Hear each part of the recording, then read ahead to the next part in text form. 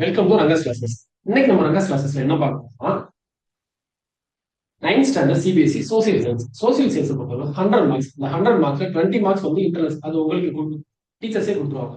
மிச்சம் இருக்கிற 80 மார்க்ஸ் வந்து history, political science, economics, geography. அதுல நம்ம இன்னைக்கு என்ன பார்க்க போறோம்னா ஹிஸ்டரி.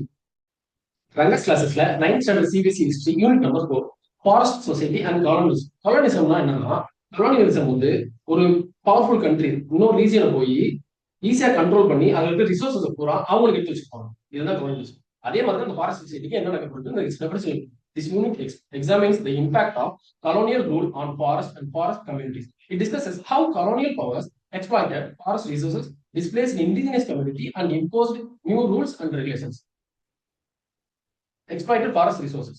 அதே மாதிரி தான் நீங்க பாத்தீங்கன்னா கலோனியல் ஃபாரஸ்ட்ஸ்னா அவங்க வந்து இன்னொரு ரீஜனை போய் எப்படி பண்ணுவாங்க, இருக்கிற எல்லா ரிசோர்ஸையும் வந்து அவங்க வச்சுப்பாங்க. என்னன்னா முக்கியமானது அவங்களுக்கு அப்போதைக்கு என்ன தேவைப்படுச்சுன்னா, ட்ரேட் பண்றதுக்கு வந்து கப்பல் தேவைப்படுச்சு. கப்பலுக்கு வந்து மரம் தேவை. ஈவன் வந்து கப்பல் மட்டும் இல்ல, அவங்க கட்டுமானங்கள், அவங்க இன்ஃப்ராஸ்ட்ரக்சர் எல்லாமே வந்து அவங்க வந்து மரத்தால் தான் செய்யப்படுது. அப்போ அவங்க ஃபாரஸ்ட் கம்யூனிட்டிஸ் வந்து அந்த காலனியல் லாஸ், அந்த லாவுக்கு வந்து அவங்க மேல பூத்தி அவங்கள வந்து எப்படி வெளியேற்றுவாங்க, அதான் இங்க கொடுத்துருக்கோம். Powers exploit forest resources, displace indigenous community கொடுத்துருப்பாங்க. இந்த 5 கீவேர்டு ஒண்ணுமே இல்லை. Colonial forestry, reserve forest. Reserve ஃபாரஸ்ட்னா என்னன்னா, அங்க இருக்க பீப்புள் வந்து வெளியே போயிட்டு அவங்க உள்ள வரக்கூடாது. ஏன்னா அவங்க அங்கே வாழ்ந்தவங்க, அவங்க வந்து அங்க இருக்கக்கூடாதுன்னு சொல்றதுனால அந்த ரூல் போடுறாங்க. அப்பா ஃபோர்ஸ்ட் லேபர். நீங்க வந்து ஒரு படம் பார்த்திருப்பீங்க, இந்த பரதேசின்னு ஒரு படம் பார்த்திருப்பீங்க. அந்த படத்துல வந்து டீ எஸ்டேட்ல போய் வேலை பார்ப்போம். அது நீங்க பாத்தீங்கன்னா இந்த ஃபோர்ஸ்ட் லேபர் வந்து ஃபாரஸ்ட் கம்யூனிட்டிஸ் கூட்டி போய் எப்படி வந்து வேஜஸ் இருக்காது, சரியான சாப்பாடு இருக்காது, எதுவுமே இருக்காது. அந்த மாதிரி வந்து இவங்க வந்து ரொம்ப ஃபோர்ஸ் பண்ணி வேலை பார்க்க வைப்பாங்க. அப்ப ரொம்ப ஃபோர்ஸ் பண்ண என்ன நடக்கும், அவங்களுக்குள்ள ஒரு ரிவோல்ட் வரும். அவங்க எதுக்காக செய்வாங்க, அந்த எதிர்க்கிற மூலியமா தான் வந்ததுதான் ட்ரைபல் ரிவோல்ட்ஸ்.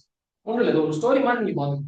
கதை தான் ஹிஸ்டரின்றதே ரொம்ப கதை மாதிரி தான் போகும். மித்த சப்ஜெக்ட் மாதிரிலாம் கிடையாது. ஹிஸ்டரி வந்து நீங்க ஒரு படம் பார்க்குற மாதிரி தான். ஃபர்ஸ்ட் எப்படி படம் பார்த்து கடைசி வரையும் போறீங்களோ அதே மாதிரி தான் ஞாபகம் வச்சுக்கிற மாதிரி இருக்கும். இந்த 5 கீவேர்டை பார்த்துக்கோங்க, உங்களுக்கு ரொம்ப ஈஸியா இருக்கும். இது வரைக்கும் நீங்க பார்த்த யூனிட்ஸ்ல ஏதாவது ஒரு யூனிட்ல உங்களுக்கு டவுட் தேவைப்படுது, அது கான்செப்ட் வந்து எனக்கு புரியல அப்படின்னு நீங்க உங்களுக்கு தேவைப்படுச்சுன்னா, அதுக்கு நீங்க வந்து டியூஷன் ஒன்னான ஒரு மெத்தட் வந்து கன்சிடர் பண்ணலாம். அப்படி இல்லை சார், எனக்கு வந்து மொத்த யூனிட்டுமே வந்து நான் கவர் பண்றோம், எனக்கு மொத்த யூனிட்டுமே வந்து கவர் பண்ற மாதிரி நீங்க சொல்லுங்க அப்படின்னா, எங்க ரகாஸ் classes R and D team, special teachers, RFC base வந்து கன்சிடர் பண்ணுவாங்க.